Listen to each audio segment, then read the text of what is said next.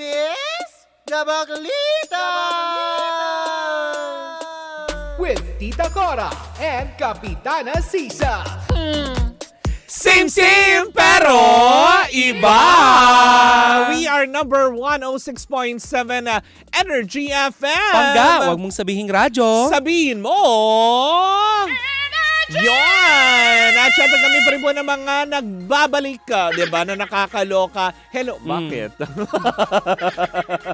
Hello pa rin po sa mga nanonood sa atin via our Facebook Live, of course, sa ating TikTok. And sa syempre sa mga ating mga team replays na patuloy na sumusuporta at nanonood sa mga programa ng Energy FM. Thank you so Yes, much. Mare, alam mo ba during the weekend, nagtry akong mamalengke. Tapos sa palengke diyan sa may Santa Ana, yung katabi ng malaking grocery store. Ayan, may mga nakatutok sa atin diyan sa Energy FM. Uy, maraming salamat sa mga taga Santa Ana, Maynila. Yes. Hello po sa inyong lahat. Hindi nila ako nagpakilala kasi naka-Jabawukis ako noon. Oh, bakit ba? Nag-feeling sikat ako. Ganun din. May taklob ka din. Yes. Anong nilagay mo? Ha? Jabawukis nga.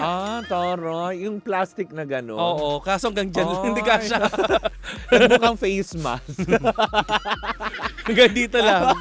Parang platito lang yung tinakit sa mukha. Ayan. Anyway, sa lahat pa rin po naman. Diba? Vinegar. Ay, Biniro. Oh. Biniro. Uy, alam mo. Uy, pakilala muna tayo. May chichika ko sa'yo. Ano? Pero bago tayo magchikahan mamaya, Diyos ko, dami kong ichichika sa'yo. Ay, talaga Pero ba? mamigay muna tayo ng lucky number, Tama, Mare. mamigay muna tayo ng 500 pesos para sa ating, eto na! Pangga Bingo Plus Panalo!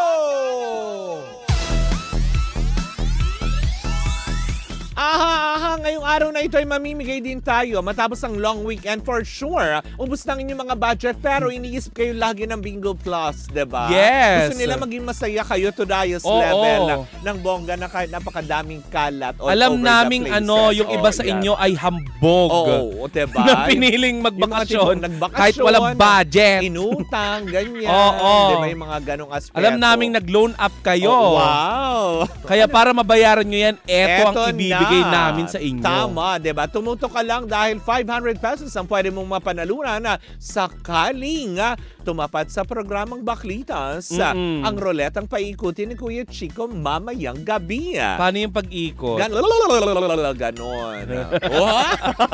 Eto na. Alam nga naman yung pag-ikot, ganon. Ganon. Uy! Na nakakaloka. So, eto na. Ang mahiwagang numero or ang Bingo Plus lucky number for the day ay... Tadan! 33! Doble numero para sa programang Baklitas ay number 33. Wala kayo ba pwedeng gawin kundi tatandaan mo na at papakinggang maigi ang numerong 33. Dahil para masabi mo yan mamayang gabi sa programa ni Kuya Chico kung saan at kailan ka pwedeng tumawag, antabayan mo yan sa programa ni Kuya Chico dahil magpapaikot yan ng roleta. Sakaling matapat sa programang Baklitas, ang number ay 33. At yan po muna ang ating Pangga Bingo Plus Panalo. Hatid pa rin sa atin ang Bingo Plus! Bingo sa saya plus sa panalo! Bye, Bing Bing! Diba? Uy, magkakulay kayo today. No. I'm wearing white. Ano nangyari sa mata mo? May yellow. Ay, bago yung salamin may mo. May floral. Diba? Oo nga, ang taas na ng grado ng mata ko. Nakakainis talaga yan. But anyways, nako, eto na. Eto na ang pinakaantay ng lahat. Diba? Pero Mare, bago tayo magchikahan batiin ko lang ang mga nakatutok sa atin. Hindi man niya sinabi yung kanyang totoong pangalan, pero isa siyang airline ground crew. Talaga? Oo, dyan sa NAIA International Airport. Ayan. Hello po. Sana, baka mga taga-Air Asia yan. Hello po sa mga taga-Air Asia. Yes, ang nakatutok sa atin ngayon. Hello pa rin po. At syempre, yung mga nakikinig sa atin dyan sa Eco Prime Tower at sa Eco Tower, ang mga taga-Arena Plus and Bingo Plus, hello po sa inyong lahat. Yes. Nakatutok din sa atin, Mare, itong si Nathan. Hi, Nathan. Nathan, hello. Hi, Nate. Ayan, diba? at pasalamatan ko lang din ang Dermaglow, RGC Dermaglow Aesthetic Center and Dental Clinic. Ayan. Maraming salamat. Pero Mari, kanina di ba nasabi ko sa'yo na merong mga issue na ganyan? Anekla. Eto mas matinding issue. Ano? Tungkol sa mga ka-issuehan. Oh? Kasi during the weekend, ay sumabog. Ang alin! Sumabog ang balibalita, Mari, matapos mag-post itong si Aaron Villena ng tungkol sa kanyang karanasan. Kung maaalala natin, ilang buwan na din na nakalilipas mula nung makapanayam siya ni Tito Boy sa Fast Talk with Boy Abunda sa GMA7, kung saan may pag-amin itong si Aaron Villena na siya daw ay nahipuan, nahawakan. Actually, nung pumutok yan nung Sabado, apparently lang naman, nakadaupang palad ko siya ng personal sa Robinson's Magnolia. Oo, mamaya anuhin natin yan pag-usapan natin yan. Dahil nakatutok sa atin si Junel Banayo. Correct. Ayan. At si Raj, na nakasakay ngayon dyan si Ma'am Lida. Si Kuya Raj daw. But anyway, Mare, ito na nga ang chika. Kasi nga nag-post ito, Mare, at nagsabi siya at nag-react siya doon sa isang post ng isa daw direktor. Pahayag ng isang direktor na matagal na daw nangyayari yan. Na di umano'y parang pagkonsinti nito sa mga nangyayaring parang sexual harassment. Dahil nga mainit-init na pinag-uusapan ng taong bayan ang naging issue ni Sandro Mulak sa dalawang independent contractor ng GMA7. Ngayon, ayon dun sa nasabi nitong si Aaron Villena, Mare, that time daw, kinakabitan siya ng plaster para sa isang cameo roll. Pumasok daw itong direktor na ito at sinabing, ako na lang ang magkakabit. Pinaalis daw nito yung nagkakabit ng plaster at siya ang nagkabit. Talaga ba? Ngayon, Mare, hindi pinangalanan ni Aaron Villena, pero may pagbabanta si Aaron Villena na gusto niyang pangalanan na or pangalanan ko kaya, Keme, ganon. Pero Mare, ang nasabi niya doon na kahit anong pagtatanong pala ng mga staff ng Fast Talk with Boy Abunda, hindi ito umamin. Hindi siya nagsasalita. Pero ngayon ay parang nagbabanta nga ito. Hindi nagtagal ang balibalita, Mare, ay lumutang ang isang pangalan ng isang direktor na di umano'y parang pinatutungkulan nitong si Aaron Villena. At ito daw ay si Direk Joel Lamangan o mas kilala bilang Roda. Correct. Sa Batang Quiapo. Na best friend ni Direk Daryl Yap. Yes. Dahil hindi niya maitag. Actually, Mare, itong si Direk Daryl Yap, nawindang din ako. Dahil hindi rin nagpakabog. Meron din siyang post. Pakuli ba si Direk? May post din itong si Direk Daryl Yap. Naloka ako. Ngayon, kung gusto nyong mabasa yan, punta na lang kayo sa kanyang page. Correct, diba? Nandoon ngayon at umaalingasa, diba? Ngayon, Mare, eto, umaalingasa. Kasi diba? Parang dumi. Pag pinagpawisan kasi yung binanggit kasi ni Direk Daryl Yap, diba? Grabe, diba? Ngayon, Mare, 20 hours na ang nakalilipas. Kasi nga, hindi naman sumagot si Direk Joel Lamangan. Pero mayroong kumakalat na balita ng pagsagot niya kay Aaron Villena, which is hindi naman natin pwedeng ipakita dahil hindi pa verified. Bukod sa hindi siya verified, Mare. May blue check ito Pero may poster kasi ito. Yan ang masama sa social media, Mare. Yun nga. Pwede mo nang bayaran ngayon ang pagiging verified. Kasi 'di ba yan ba yung parang sumagot siya daw doon sa sinabi ni Aaron Villena. Yung rebate niya, di umano. Pero hindi naman nagpakabog, Mare. Dahil bukod sa hindi nagbigay ng pahayag itong si Direk Joel Lamangan, bagkus sa nagbigay ng pahayag, yung kanyang kaibigan na si Ronaldo Carvalho. Isa din itong direktor, Mare, na hindi ko maihahalin tulad kay Direk Daryl Yap, pero relevant din pagdating sa pagbibigay ng kanyang opinion. Pero yung nga, Mare, ang sabi ni Direk Ronaldo Carvalho, pagkabasa ko nito, alam ko nang hindi si Joel Lamangan ito, sabi niya. Hindi siya ganito magsalita.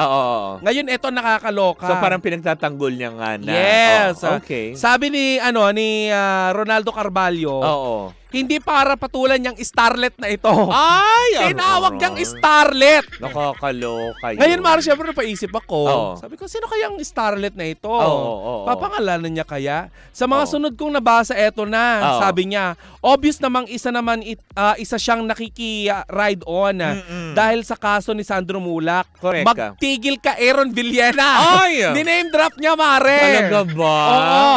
Tahasan ng pinangalanan. Oo. Tama na ang pakikisakay sa issue at paggamit ng tao para mapag-usapan ka lang.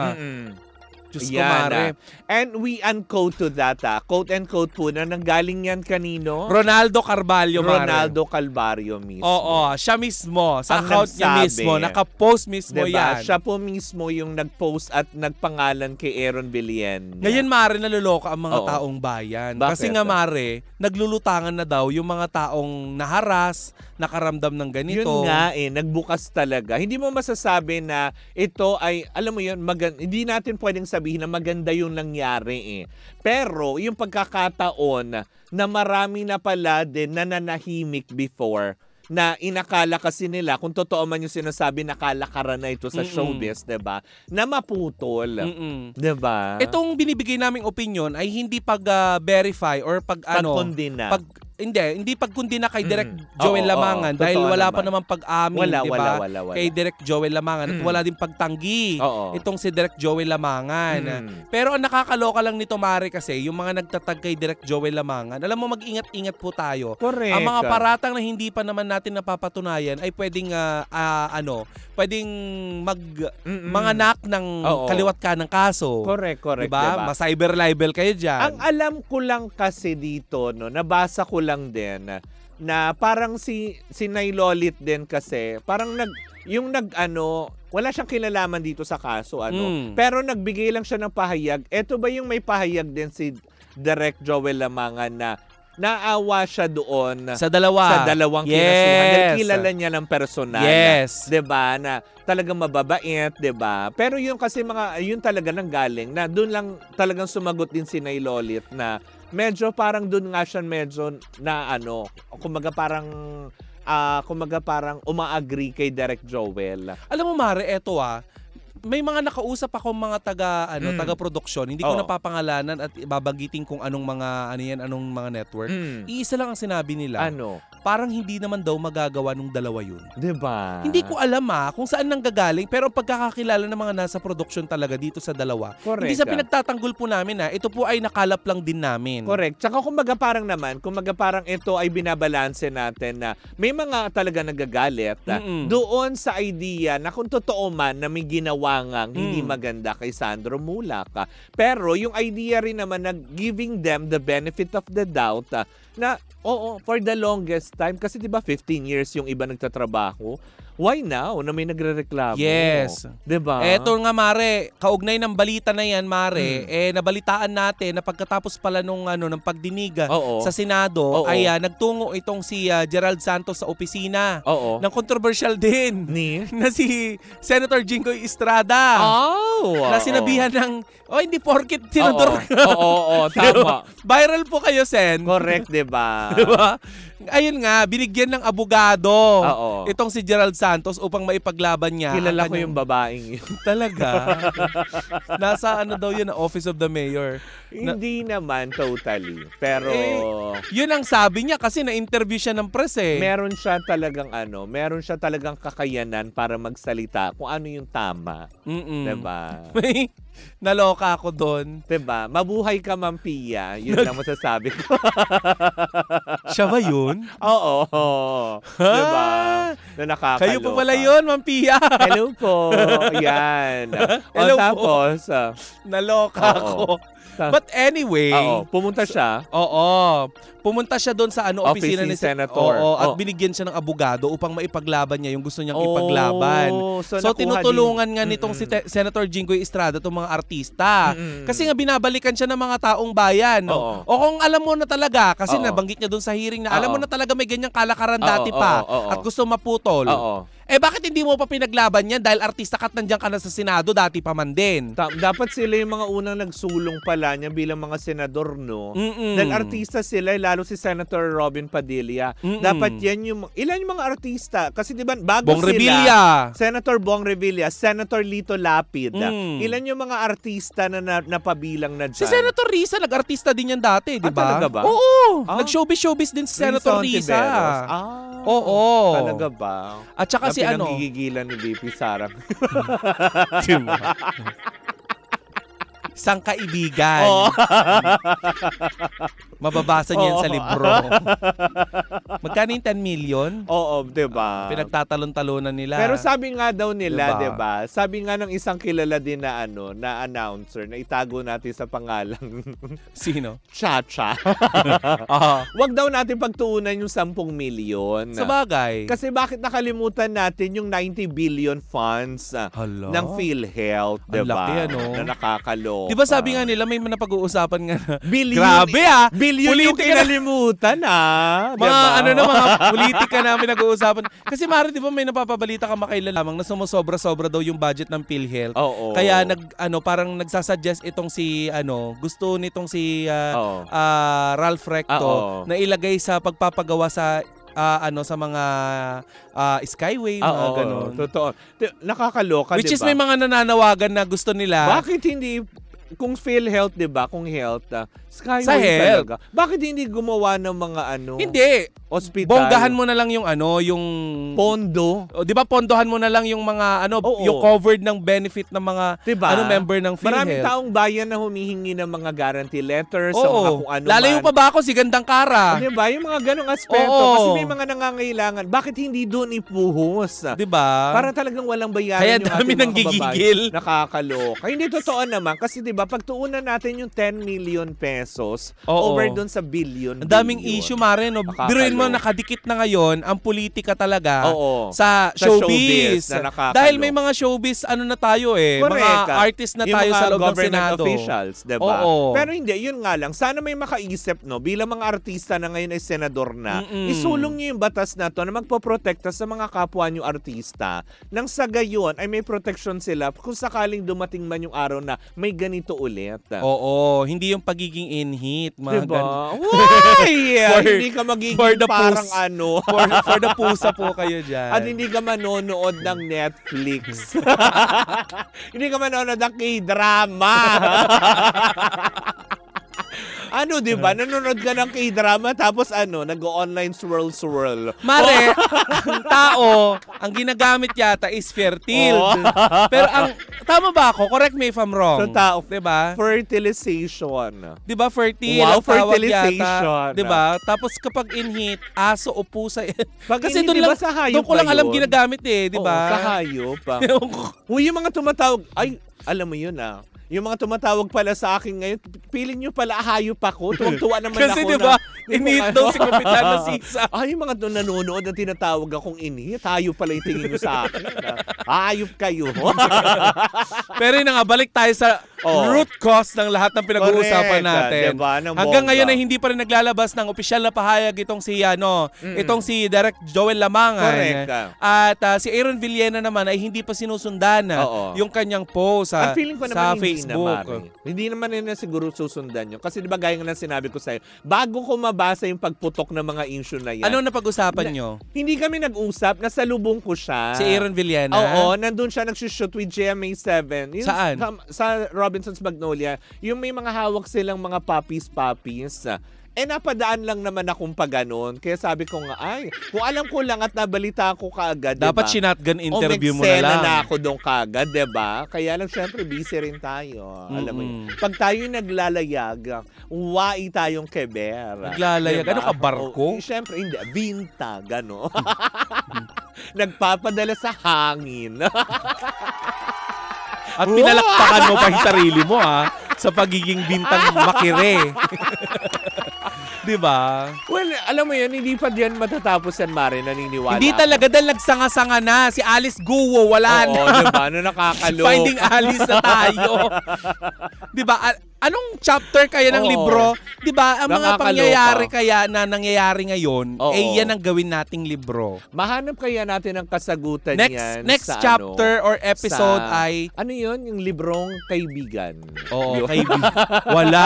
Hoy, baka sabihin nila makikita nila doon si Alice Guo. Wala po siya doon, ha. The views and opinions. Bakit? Wala siya doon. Hindi yan mabebetan ni Oo, ni VP Sara. VP Sara. Malalagot kayo. Oo. Pero Ayan. yun lang. Oo, Hello diba? po, Senator Risa. Hello po kay VP Sara. Diba? But anyways, tapusin na nga natin ito. Sama-sama pa rin natin pakatutukan ng usapin na ito dahil hindi for sure matatapos yan Ay, dyan. hindi. Hindi ba nagsisimula pa lamang Hindi pa nagsasalita si magsulputan? Roda. Correct, diba? Ay, kindeng. Busy Pag pa. hindi pa siya gumanon. Busy pa siya sa Quiapo. Sorry. Oo. Kasama ni Lena. Rigor! Gusto ko liempo. Alo, yung bakla. Ba't nangyari kay Lena? Diba? Wala. Nasobrahan sa liempo. Na-stroke. May sakit si Lena. Nasobrahan sa taba. Tingin nga. Paano? Rigor. Sa liempo. Hindi ganyan si Mercedes Cabral. Nasobrahan nga sa Hindi liempo. yan yung napanood ko sa service. Hoy, iba yun. Nakakaloka ka. Ang sarap ni Coco doon, no? Sarap niyang umarte. Sarap niyang panoorin, promise, di ba? Isa fairness. siyang tunay at dakila, Oo. di ba? Na Pinoy, di ba? Mabuhay ka, Pinoy. But anyways, mga bangga, sama-sama pa rin natin makatutukan ng usapin ito sa mga susunod pang mga araw. Muli po ako po si Kapitana Sisa. At ako naman po si Tita Cora. And we are still same pero iba. Tuloy-tuloy pa rin po ang ating tugtugan. Siyempre dito po lamang yan sa number 106.7 Energy FM. Bangga! Huwag mong sabihin radyo. Sabihin mo!